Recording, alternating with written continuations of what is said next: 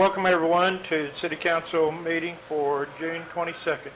Can we have a roll call and establish quorum, please, ma'am? Bob Thomas. Here.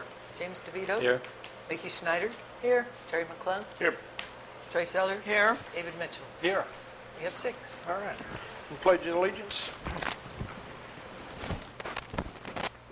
I pledge allegiance to the flag of the United States of America and to the republic for which it stands, one nation, under God, indivisible, with liberty and justice for all. All right. Can I get a motion to approve the agenda? So moved. Second. Got any additions? All right. All those in favor, signify by saying aye. Aye. Any opposed? All right. Motion to approve the minutes for June 8th. So moved. Second. Any additions, corrections? All those in favor, signify by saying aye. Aye. Any opposed? Okay. We've got Ed Leswig was renominated. Need a motion to vote for Ed for Planning Commission for position 6. So moved. Second. Any comments? All in favor, signify by saying aye. Aye. All right. Congratulations, Ed. And then we also have reappointment of Michael Mary on the Hospital Commission. Move to approve the nomination of Michael Mary. Second. Any comments? All in favor, signify by saying aye. Aye. Okay. Next week, or our next meeting will be Jim Morris, who's on the Planning Commission, will be reappointed for that. I make a motion to approve him tonight since he's the chair and he's been on forever. Beg your pardon? Said I make a motion to reapprove him tonight since he's the chair and he's been on forever. I second that. All right. Any discussion? All in favor, signify by saying aye. Aye. Okay. That's easy. Take care of that. I think that brings us down to public comments. I hear the public. We hear public. We're always crying. Sure that's not council? No, not yet. He's the one I looked at when I heard it. Any minute.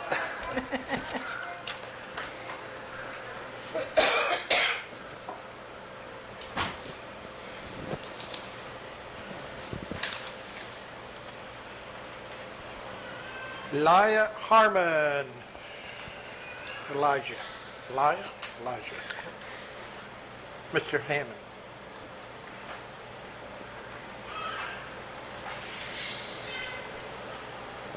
Elijah? It looks like Elijah. Mr. Hammond.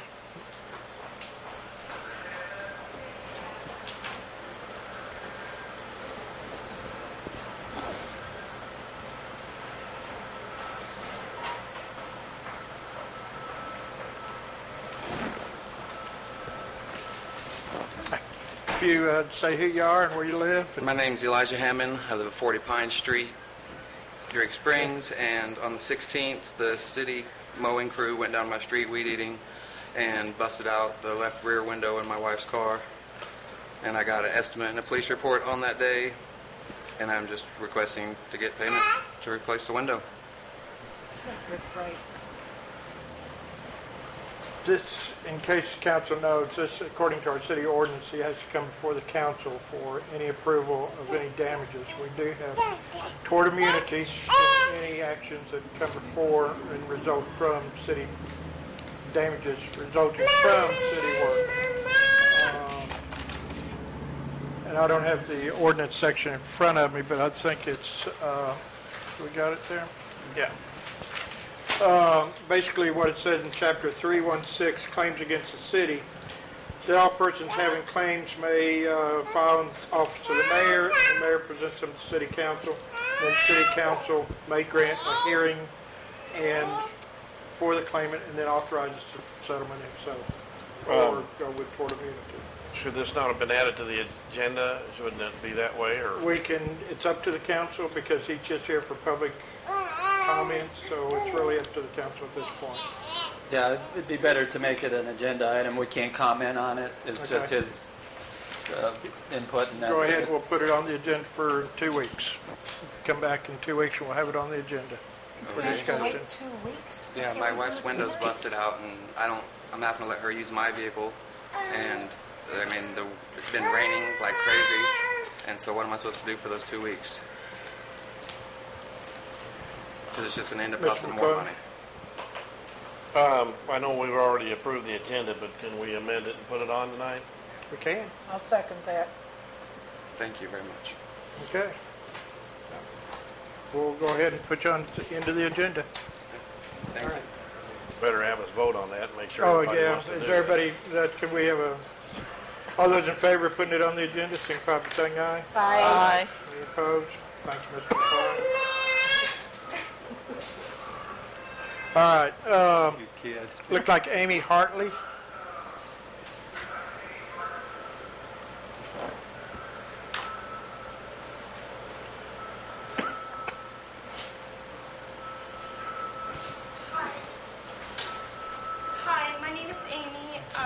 Hi, my name is Amy. I'm a local here. I want to talk to you about post office parking.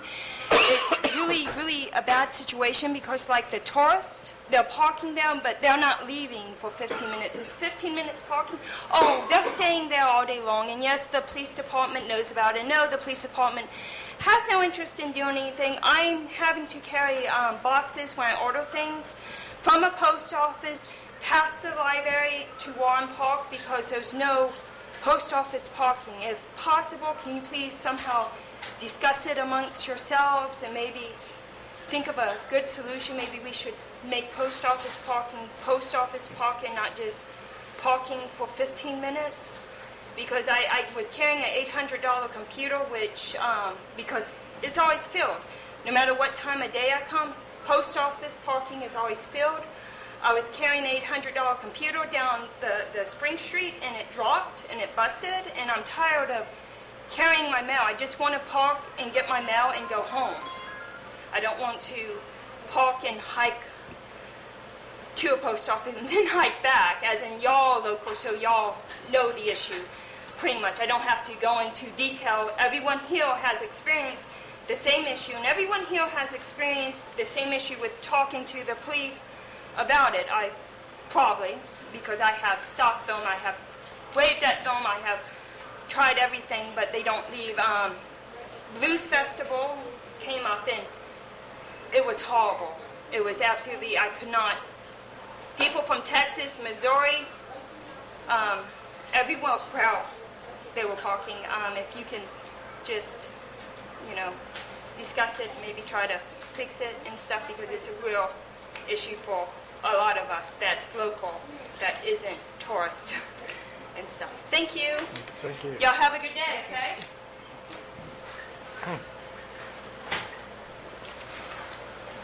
Now, that's his last name?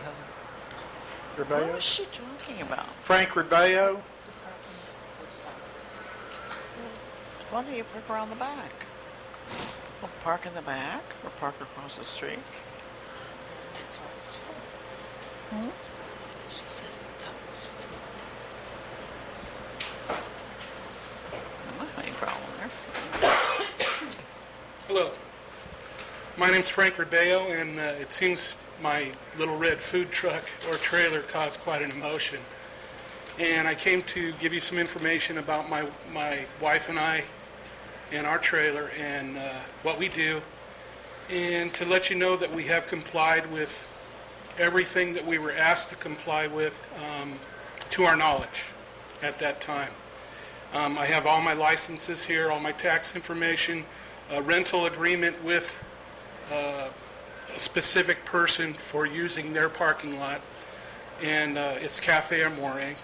I did watch the videotape from your meeting from 2 weeks ago, so I'm aware of what was said here and what was going on. We never set out to make anybody angry or to cause any emotion. Didn't even realize we were doing that until after the fact and we were told it happened.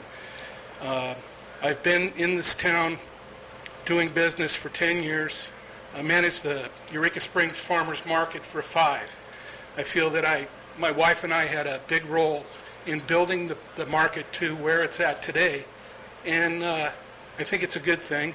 I've been nominated and Citizen of the Week one time 2 years ago. My wife and I spend a lot of time promoting this town. We bought this trailer to make a living. I don't need to make $1 million, but I'd love for the rest of my life to be able to work and make a living here. I have other places we can sell, but we don't want to. This is our town. We love this town just like you guys, and we want to make our living here. We want to abide by the rules. We're asking that the rules be looked at and, if need be, tweaked. If there's a way to solve this issue so everybody's happy, everybody here, everybody out there, and ourselves included, we would love that. It would be beautiful. If it does not happen, I'm going to survive because I always have. But I would like to survive here. I would love to pay the taxes here, not somewhere else. And we have paid the taxes doing business here since we've acquired these things. I saw some comments about a bathroom, having to have a bathroom or selling the same foods, or, we'll do whatever we have to. But I didn't want to go to the people that were being very kind to me to give me a contract to set up in their parking lot and drag them in and say, okay, now they want a bathroom. I don't want to do that. I don't think they should be involved in this at all. This is my issue. We didn't come to create anger with anybody. If anybody knows me, I don't understand anger. And anger is something that doesn't solve issues. And I'm asking you guys to take a good look at this. If you have to rewrite it, do what you can for everybody that's involved that has a good outcome. Time's up. Okay, thank you. I appreciate your time. Thanks for letting me Thank you. speak.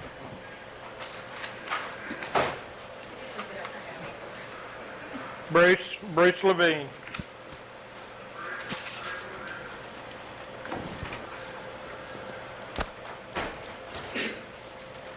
Mayor and Council, my name is Bruce Levine. My wife Pat and I are qualified electors and residents living at 41 Alexander in Eureka Springs for over 25 years. It's been my great pleasure to serve the city of Eureka Springs first as a Parks Commissioner for 3 years and then as the Executive Director of Parks for 12 years. On June 9th at 10 o'clock, I was summoned to the courthouse by Chairman Bill Featherstone and asked to resign. I respectfully declined. There was a special meeting called at 10:30.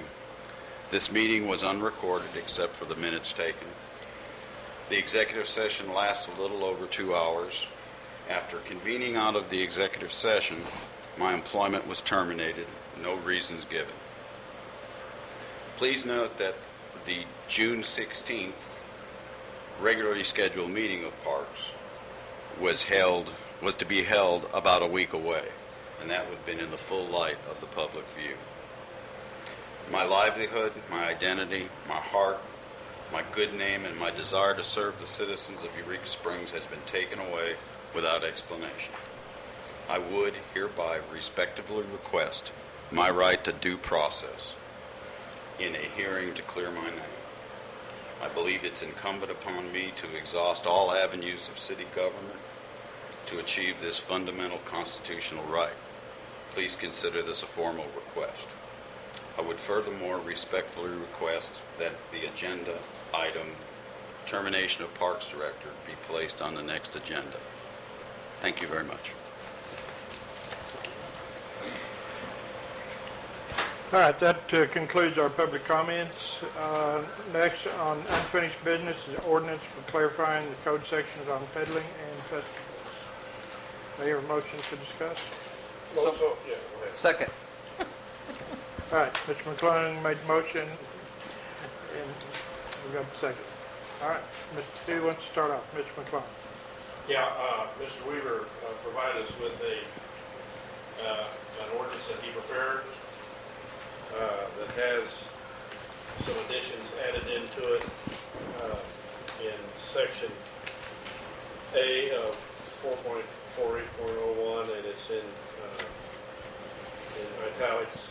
guess is what you'd call that, where it's taking out the words "or renter" and added of the permanent business location thereon sale may only take place during the regular business hours of the permanent business to allow the public access to all facilities located within the permanent structure. And then in D of that is sale of festival and/or event-related items, including but not limited to food and/or souvenirs, just as a clarification. And those are the two changes that we asked him to look at doing in the last meeting. And so I make a motion that we approve the additions and the amendment to the... Sign it, the number, and read it. Yeah, sign the number, read it as, I guess, do we need to, I don't know if we need to read the whole thing, but assign a number and read it for passage. Second. Bob? Is there any discussion of this? Or? Yeah. Oh, okay. Now there is. Now there is? Okay.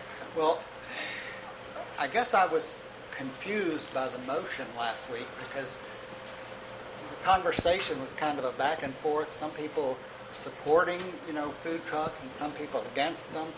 And then the motion was made to clarify what the existing ordinance said.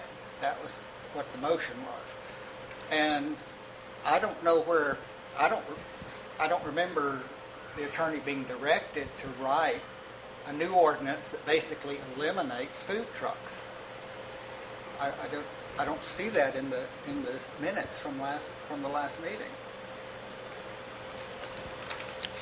I agree. Pardon? Mr. DeVito? The issue of food trucks, if you remember at the meeting, we discussed that it's a totally separate item from this ordinance, and that if we want to discuss food trucks, that it would probably entail a workshop because it's a very complicated, very involved ordinance. If you've looked at any other cities' ordinances on how they regulate food trucks, most all cities designate certain areas for food trucks and the regulations that are attended to it. The conversation regarding the 4.48 subsection 0101 was to clarify the existing ordinance that deals with business. Food trucks is a totally separate item, and I remember my comments at the end of the meeting was that if anybody had any interest in food trucks in the city, that they approach the council people, we would put it on the agenda, and that we would have a discussion, a workshop regarding that topic. David? And that was my understanding, that food trucks, there was even a discussion about should we find an area in the city and consolidate any food trucks that wanted to apply specifically for that. So that was my understanding. Ms. Snyder? What we wanted the city attorney to do was to clarify. We didn't ask him to write anything. We haven't decided on any food truck workshops or anything else. Yes, it is complicated. What we were dealing with was this one particular business and how close to the ordinance were they following, which they have done everything. They don't have bathrooms, but as a takeout business, they don't need bathrooms. But that was the big contention was if it's a restaurant, if it's got food, it's got to have bathrooms. I thoroughly disagree, but I understand the comment. What we are dealing with here is a single local permanent resident business. We are not talking what the peddling law ordinances were originally written up for in regards to people who came in to peddle their wares, whatever it may be, for one day a week during a special event, during a Saturday only, during the summertime. This is why we came up with this ordinance in regards to peddlers. We are not discussing that. We are discussing a permanent businessman who lives here and has lived here and who has done lots for the city. Everything but a bathroom, which there are plenty of bathrooms in the area if someone actually needs it. This is all to-go takeout food. It is a food truck technically, but not, I don't know exactly how to word it. It is a food truck, but it's not being operated as a food truck business where they come in for one day a week. If we set up a food truck area, let's say down by the bathrooms by the train depot, fine and dandy, it's a nice, convenient, handy place. Nobody's going to go down there to eat. The point of this truck is to be where the people are.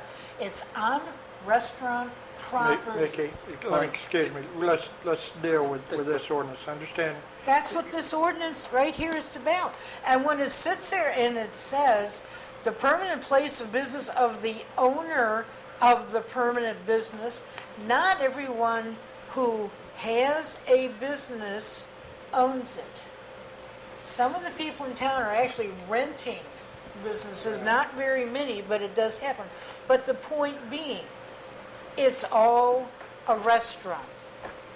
So it's slightly separate, big deal.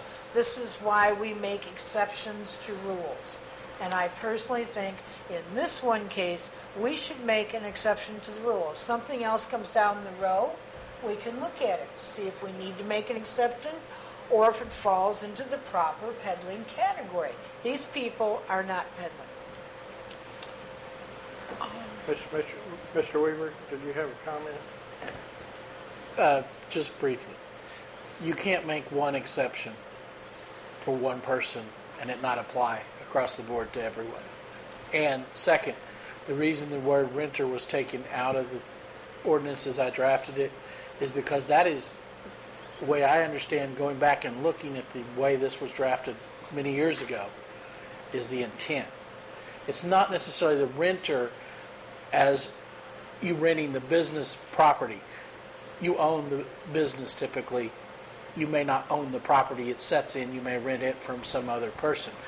It's the owner of the business operating a similar or like type business in their own parking area or their own grassy area adjacent to their business. What's the word I'm trying to think of for making an exception, like we do in the historic area all of the time? No, it starts with a V. I'm totally blanking right now.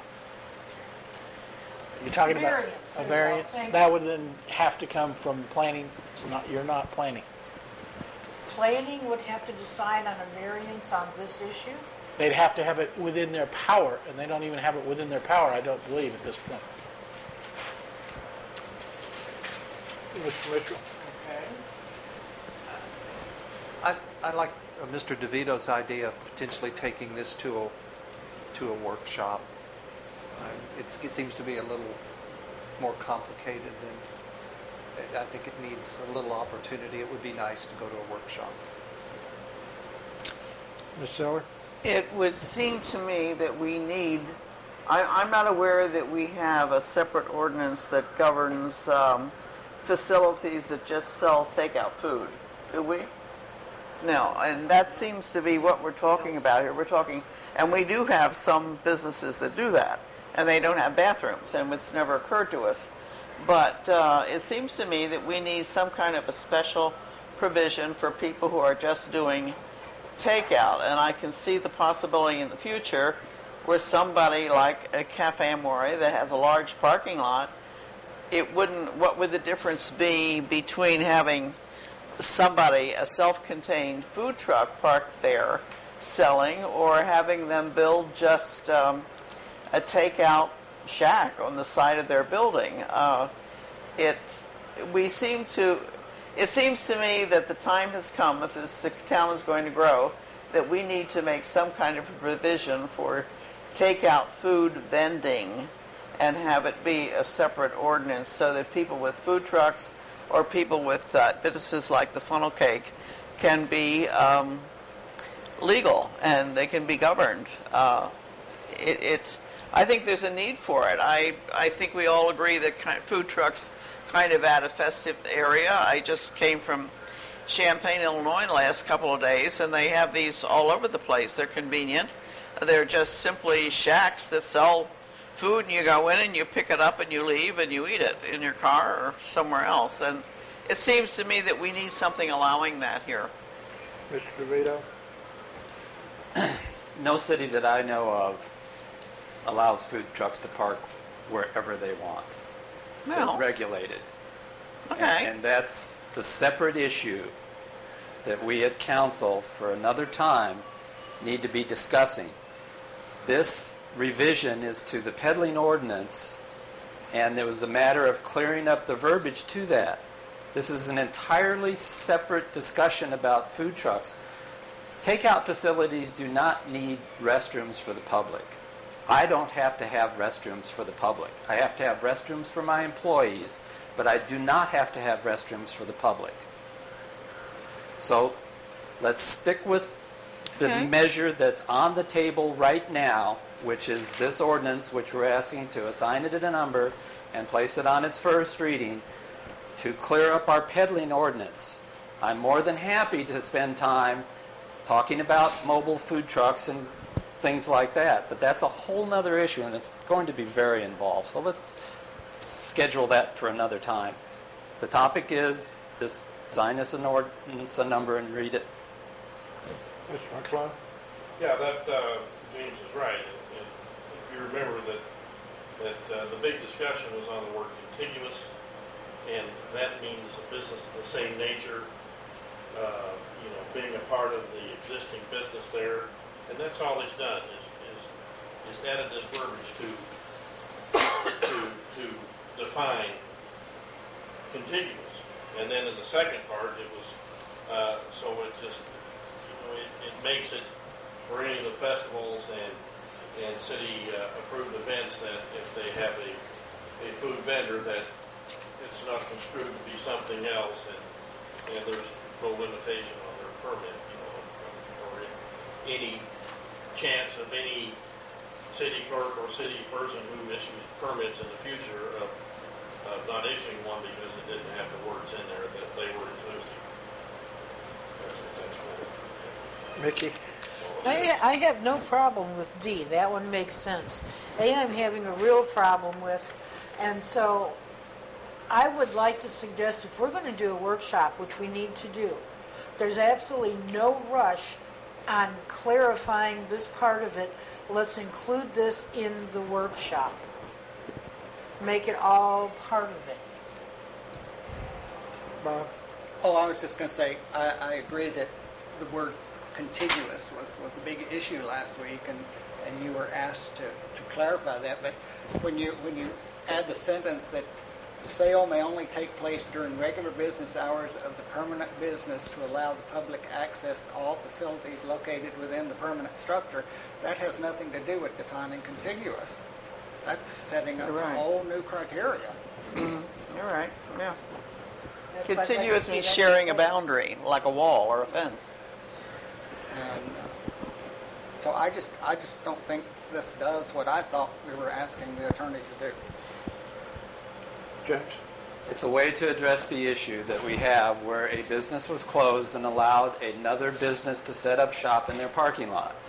I have a parking lot down on Main Street. So by what this ordinance says, I could set up, I got room for probably 4 or 5 food booths down there.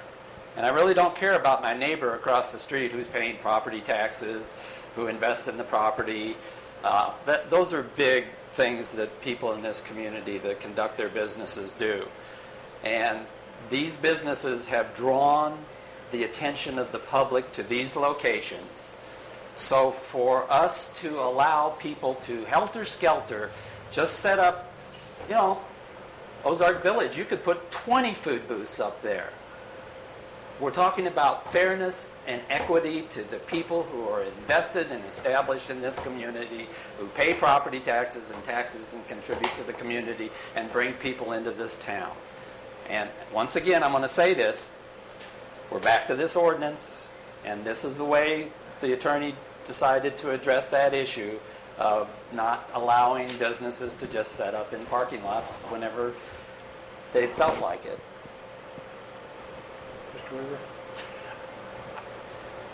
My intent is to, or was to, try to better define exactly what we're talking about. And I would like to point out that this particular ordinance, or section that this ordinance is addressing, has been used many times by the city to prevent not necessarily food sales, but other parking lots throughout town to be used for book sales, for traveling animal acts, for shows exhibiting various artifacts and things. It's been used because various businesses in town in the past have been willing to allow their parking lots to be used for other purposes. So this, the way it's written, is not specific to one particular entity's food truck. This originated, this language that is in the code has been used at least over the last 12 years to prevent other businesses from allowing their parking lots or renting their parking lots, usually to someone who's only here for a week or two, who want to put on some kind of exhibition, or who want to sell something from the outside. But that's what and that's what I try to do, is clarify the language so that we don't have that continuing, because you said that you didn't believe the language was clear enough. I did not try to create a new exclusion here. It was to emphasize the exclusion that has already been there for at least 12 years. Mr. Weaver, let me ask you this, because the way I'm reading this, and I'm being a devil's advocate on this, to me this says in any trade, business, or profession, that would include food sales. It would include food sales, Which but it would would also include food trucks. Yes, it would. Mr. McClung. Well, food trucks are already in there because it's a business, profession, vocation, or occupation for a motor vehicle. So, I mean, that's definitive of that. What he has done is to, define contiguous and making it that anything that's done in a parking lot has to be related to the business and a part of the business that occupies the interior of that business. That's what he's doing. And James is also right. If you do this, then what about the guy across the street, or Pizza Hut, or the other places up and down the street when they're not open and doing the same thing there? And it's just not good practice. It's not. You're opening yourselves up to a horrible can of worms if you don't follow the code that's written, and why it was written for a reason. So, Mickey. Okay, well, I'm going to say again, there's no rush on this. I would like to see this part of a workshop and discuss it. I would really like to see this issue dealt with on an as-they-come basis. I honestly don't think we're going to end up with 5 million food trucks wanting to come into town. If it got to that point, that'd be one thing. But in the meantime, there's no reason why we can't set something up to where we deal with one at a time as and if it happens. But I would really like to see this postponed for now. There's no rush. There's no reason to make a first vote on something that the wordage might not be as good as it could be, or more to the point, or whatever. So why can't we include this in part of a workshop, and once we go through it all, then deal? I'm going to call a question. Second. All right. We got questions being called on. All those in favor of calling the question, signify by saying aye. Aye. Okay? Any opposed? All right. So now we're calling for the motion to assign a number to this ordinance and to read it on the first reading.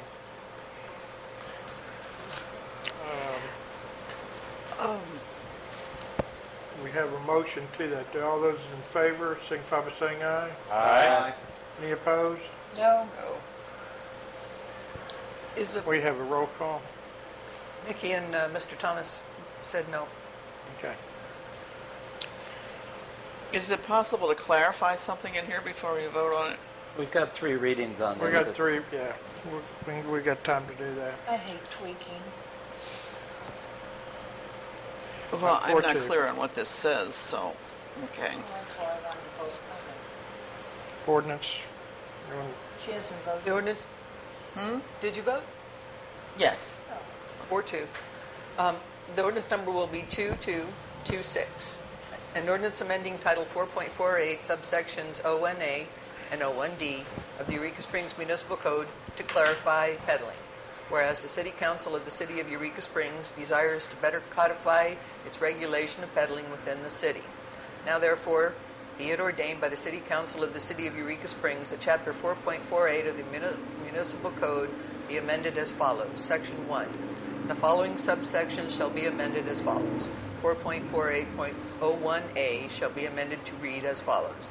A. The act of engaging in any trade, business, profession, vocation, or occupation from a motor vehicle, tent, open-air stand, area or table, trailer or other transient or portable structure, vehicle or device on the streets and public property other than contiguous to the permanent place of business of the owner or renter came out and in went of the permanent business located thereon. Sale may only take place during the regular business hours of the permanent business to allow the public access to all facilities located within the permanent structure. End of new language.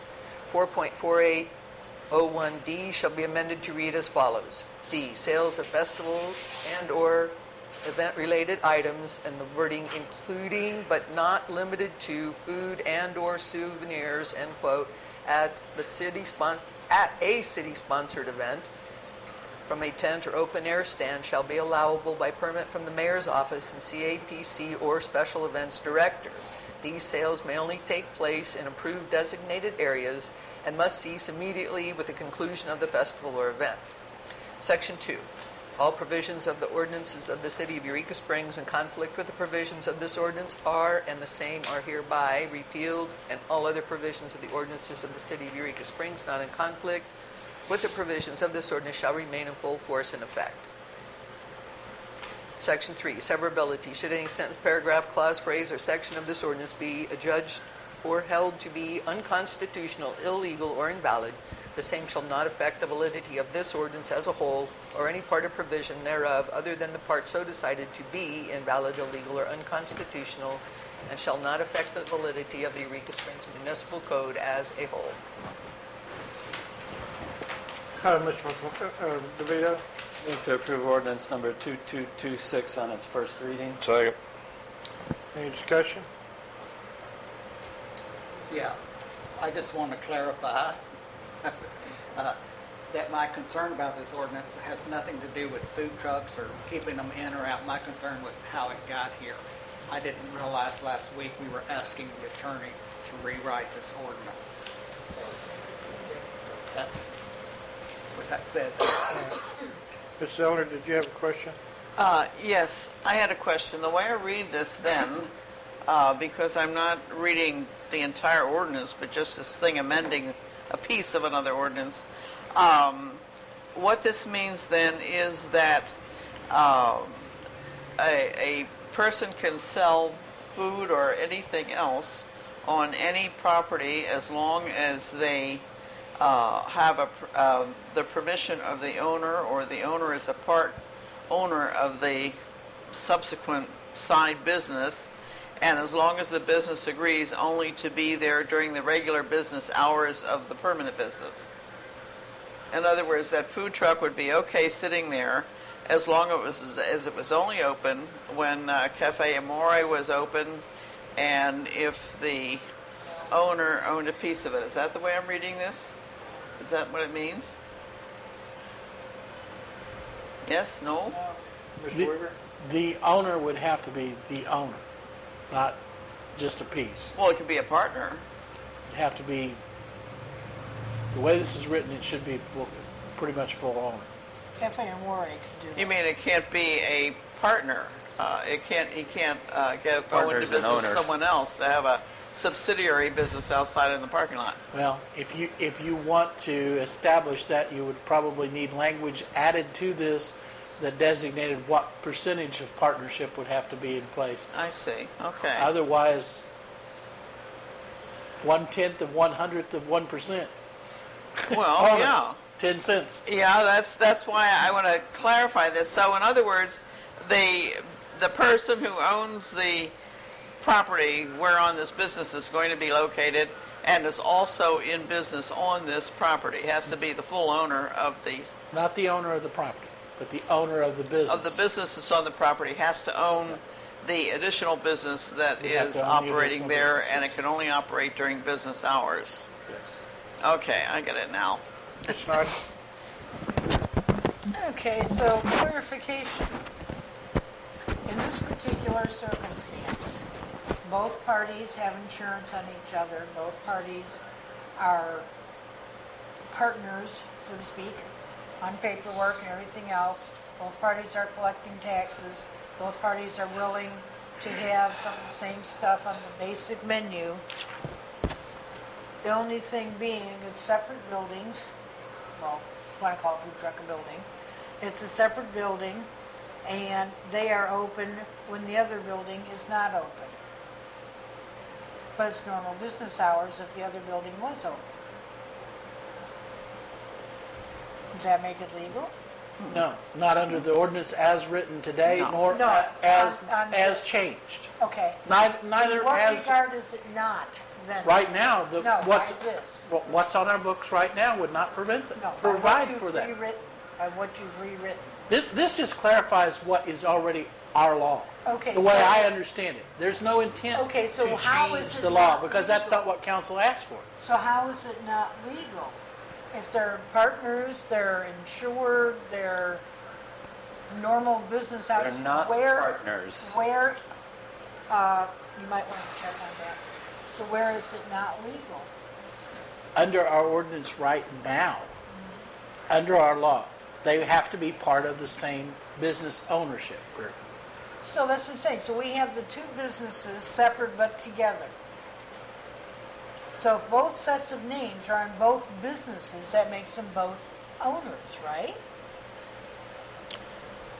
If they pay their taxes together. They're- Together or separately, their taxes are being paid. let's, Mr. Mitchell, Well, if that's the case, the gentleman instead he didn't want to approach the owner of the business to talk to her about the restroom, which if they're partners, I would find that to be most interesting. You wouldn't approach your partner to ask, could you use your restroom? So I question the whole thing. let's explain stick later. with this ordinance here. Yeah, Well, that's what I we're was getting trying off to on sidetracks here. All right. Question. So if the owner of a business wanted to have a tent sale, and his store closes at 5, but he wanted his tent sale to go until 8, he wouldn't be able to do that. As long as he ran his regular business and left it open during that time period, yes, he would be able to have his tent sale. I said, but he couldn't close his store at 5 o'clock and have a tent sale till 8 o'clock. Not under this. There are other provisions of the code that might allow that, but not this particular provision would not.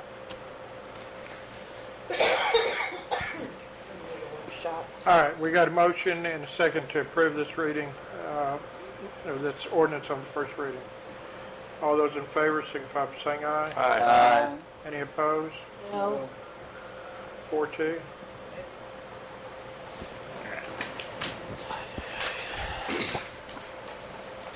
All right, our second, didn't sort my agenda here. Municipal League opinion. Any motion to discuss? So moved. Second. All right. I did talk to David Schoen with Municipal League. They're not in the business of filing lawsuits. They're in the business of defending cities against lawsuits. They are not set up for filing what we're interested in doing. They're not even sure that depending on what would happen if we were sued over this ordinance, whether or not we'd be defended upon the clarification. Very possibly because it's civil rights, but he said again it would just depend. But again, it's basically they're in the business of defending instead of going through that. Okay? Yeah, my reading coincides with your stating that. And what I also gleaned from them was maybe a less than casual suggestion that we should have our city attorney file an injunction. So I would make a motion that we would ask the city attorney to file an injunction against Act 137. With or without? Yeah, we got to have a second here. Okay, I'll That's a second motion. for discussion. Okay, yeah. All right, Mr. McClung? I just want to make myself clear on the front end. I am not, and I will not support anything that runs the risk of costing the city money. We don't have any money to spend on any of these things. I'm not saying that the cause may not be good. That's not the point. We have a fiduciary commitment to operate this city, and to go off and do something that is not tantamount to operation of the city, it's not our bailiwick. It's not. Mr. Weaver? Speaking to your motion, Mr. DeVito, in speaking with Mr. Shaw and myself, he did not believe that, the way I understood was that a injunction would have very much chance of success at all. That he believed that a lawsuit coming the other direction would be more likely to sustain the ordinance, not an injunction. Mr. DeVito? Well, an injunction may not be accepted by a court, and that's where this needs to be decided with the most expedient means possible. So if a court accepted an injunction and did place a stay on Act 137, basically we're talking about the cost of the city attorney drawing up an injunction and filing it, and that is it. That's the fulfillment of the commitment of the city of Eureka Springs. If a court takes it up and a court determines there's merit to stopping Act 137, then it gets adjudicated in a court of law. We're not filing suit against the state. We're asking the court to intervene on behalf of the city of Eureka Springs to stop the state from enacting what, in my opinion, is an unfair and unjust law. And it needs to get in a court of law quicker than later, because we are talking about people's civil rights here. This is a big deal. We're talking about the health, safety, and welfare of the people of this community that we are bound by the votes of our constituents to adhere to, and with a 72% majority, I feel that represents an overwhelming number of people in this community. So basically, it comes down to having the city attorney file an injunction. If the court doesn't accept it, it's over. Mr. Weaver? Actually, filing an injunction would be suing the state. You would have to serve the state. They would have their opportunity to respond. Okay. And that doesn't mean we're going to court over it. yes, it would mean you'd go to a court within a matter of very short period of time.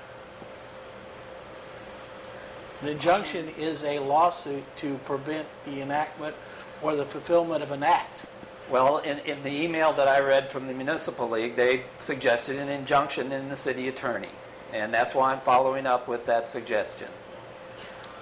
It would be a civil action in a court.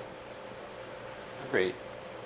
And it would involve serving the state, and it would involve several hours worth of legal expense to the city. Mr. Mitchell? I think when we started this process and all, we knew that it wasn't going to end when it ended, that there was more that was going to happen. So I have, it's my understanding that there are organizations, and I need to clarify this because that's a double-edged sword potentially, that are willing to take this cause up, but they can't represent the city.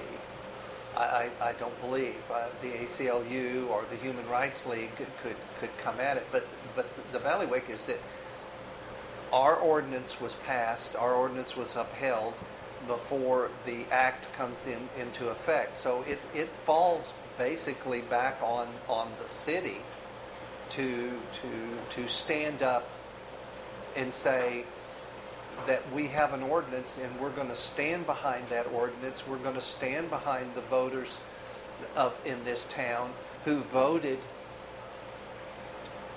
to keep that ordinance.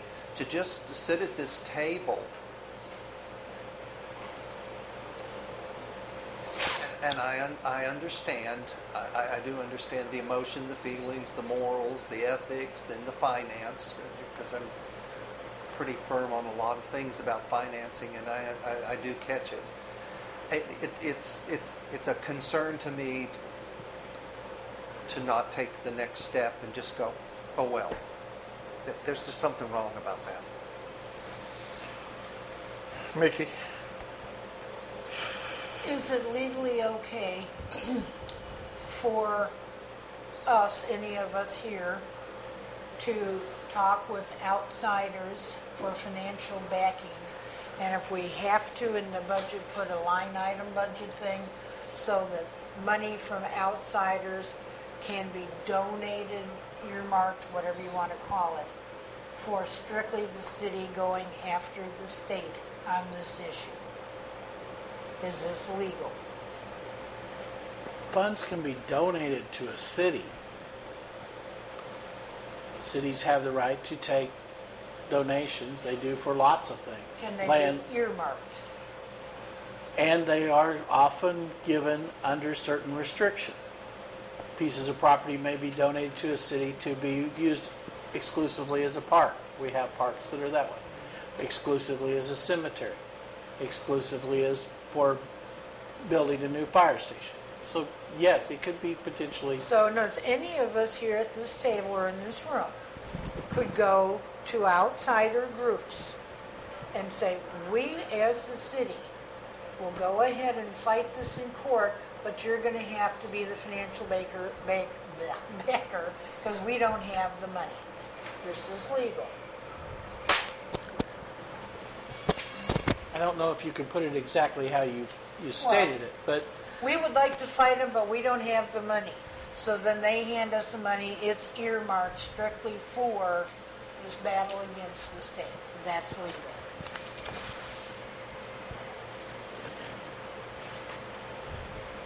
I don't know that you can raise money that way.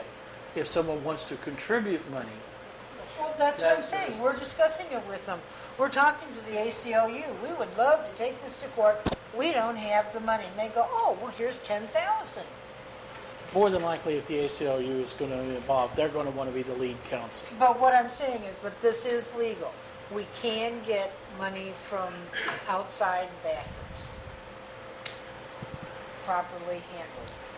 Well, we did it for Black Bass Lake. Ms. Zeller?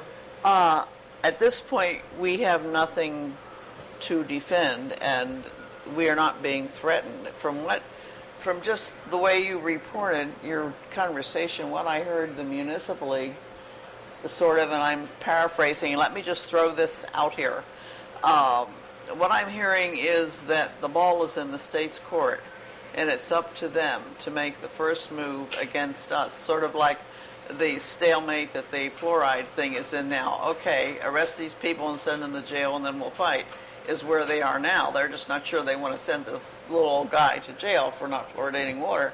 But what we're saying is that we're not threatened yet. If we wait until the state sues us for violating their order, then we have a just cause to appeal for help and possibly institute a class action suit and get other cities that are also writing anti-discrimination ordinances. It seems to me like we're in a wait-and-see position at this point in time. Let's let the state make the first move and we'll react to it. That's the way it sounds to me. Mr. DeVito? Ms. Zeller's scenario involves a court case. An injunction's not going to be a court case. It will be just basically yay or nay whether the courts are going to take it up. this would be a legal battle, and as the mayor has stated, the Municipal League may not defend us in that. So we would be talking about substantial amounts of money if we're going to be sued by the state for violating Act 137. So we're going to need help with that then. David? I understand what Ms. Zeller's saying, but I would think that the state has passed the act. We have our ordinance. I don't see why the state will file anything against us. They don't care, because they're already saying that their act trumps our ordinance. So it's just a moot point until somebody in town gets discriminated against, comes to us because of the ordinance, and we apply the ordinance to that potential discrimination, and the state says, buddy boy, that ain't going to fly because we've got the act here. Then we have the conflict going on. But just to say July 20th or 22nd comes along and that act becomes official, big deal. I mean, they've trumped our ordinance. I need to ask a question, and I know it's going to be hard. Approximately, give me the approximate cost of an injunction or filing it and getting it to some level. There's legal work, there's secretarial work, there's, and I don't know what you get per hour and all, but I'm figuring, so we're probably hitting 5,000 to 10,000, I would assume. To get it through the first level, Yes. circuit court, you are probably in the right neighborhood with 5 to 10, and maybe more. How many hours is that of work? The city pays legal work at the rate of $100 per hour. It's a lot of work. It's not going to be a little bit. The last time we got sued for an injunction as the city against us, We'll see, maybe. we had one hearing and briefing and scheduling and all the things that went into that one hearing, and that's still pending. Cost well over, if I remember correctly, well over $1,200, and that's just the very beginning. And that's not us bringing the suit, that's us defending against an injunction. So, And there's more work to bringing one than defending one. so if you had, if the city had a person who has a strong legal background, that may have a law license in Arkansas, they may not have a license in Arkansas, but they're very legally competent, that did a lot of base work and brought it to the mayor, who handed it to you to look at, and you said it was fine, that would cut some of those fees down, wouldn't it? Depends on if you're employing someone who is not an attorney licensed in Arkansas, you can run into a lot of problems with that. If you're employing somebody as secondary or counsel, Is then it you're, paralegal? paralegals work generally for the attorney themselves, not for a different organization. Let me jump in here on the same professional basis. In my profession, I have to, the same laws apply, and I have to basically double check everything that's been done. So the same amount of time is almost put in as what I would put in normally. And I'm sure that's the same with Unfortunately, a lot of it is. I mean, unless they're going to be co-counsel and they're going to be responsible for their own work before the Bar Association, before Little Rock, the attorney has to go back through it basically word for word. Mr. DeVito. A lot of people spent a lot of time and a lot of money defending our ordinance. If it wasn't for the volunteers and their money, that ordinance would have been defeated. $5,000 to file an injunction against